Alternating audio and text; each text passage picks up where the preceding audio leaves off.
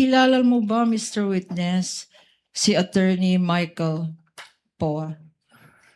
Nakikita ko po siya sa news.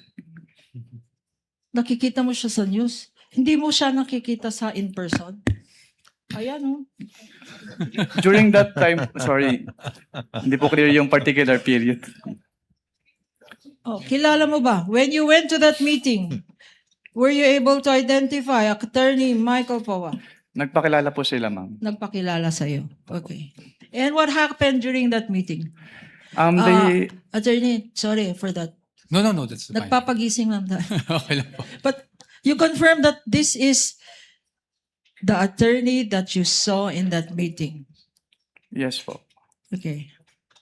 What happened sa meeting na yan? They asked po about the liquidation process po ng confidential fund and yung mga supporting documents po na required with respect to the liquidation documents po. Okay. Sinabi mo, before I go to the next question, sinabi mo na nandun din si Attorney Zulaika Lopez. Sa pagkakalala ko po, yes ma'am. Okay. Do you know? Did you know then who she was? Nagpakilala po siya sa amin as the Chief of Staff of the OBP po. Chief of Staff of? The Office of the Vice President. Ano naman ang connection niya, if at all, sa DepEd? Hindi niya po, wala po siyang sinabing na connection niya with the DepEd po. Okay. Ngayon naman, Mr. Witness, tell us what transpired, if you recall, of that meeting sometime in September. They Of, asked po about the liquidation process po nung cash advances as well as kung ano po yung mga supporting documents required. And anong sagot? Tinanong nila kung anong mga requirements. They were referred po Hindi nila alam ang mga requirements para sa... They clarified po kasi may mga agencies din po na nagka-clarify sa amin about requirements ng joint circular since it is very technical po. At ano naman ang sagot ninyo? They were referred po by Assistant Commissioner Nilda Plaras to the joint circular for the specific requirements.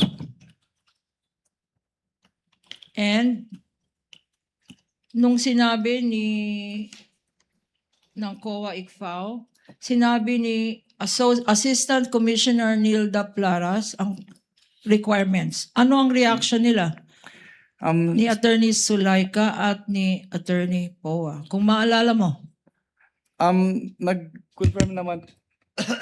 Can you, reaction po ni Attorney Zulaika? Sinabi mo Yes, ma'am. They earlier agree naman po that they during will... the meeting, Mr. Opo. Witness, tinanong nila ano ang mga requirements para mag-submit ng documents para liquidation ng confidential funds, tama? Yes, ma'am.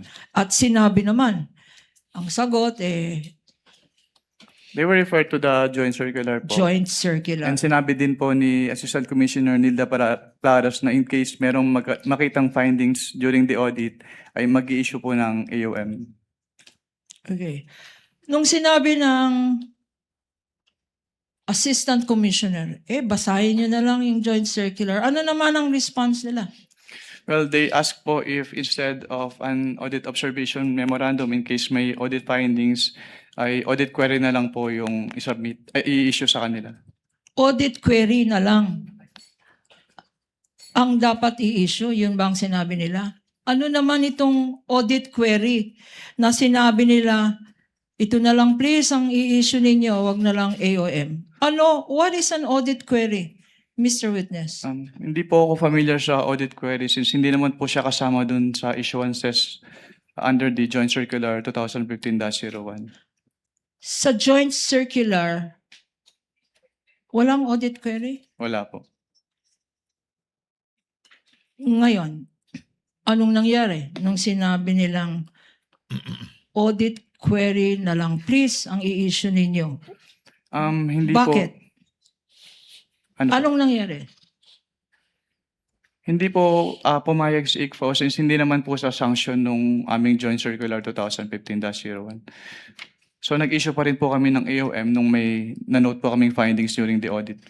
Okay. So nag-issue pa rin despite this meeting ng isang AOM. Pagkatapos nun, anong nangyari if you still recall?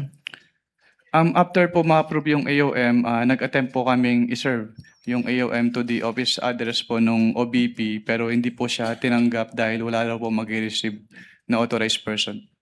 Okay. And itong first attempt nyo, pagkatapos nun, anong nangyari? On the afternoon of the same date po na nag-attempt kami to serve, nagbigay po sila ng revised accomplishment report sa ICFAO.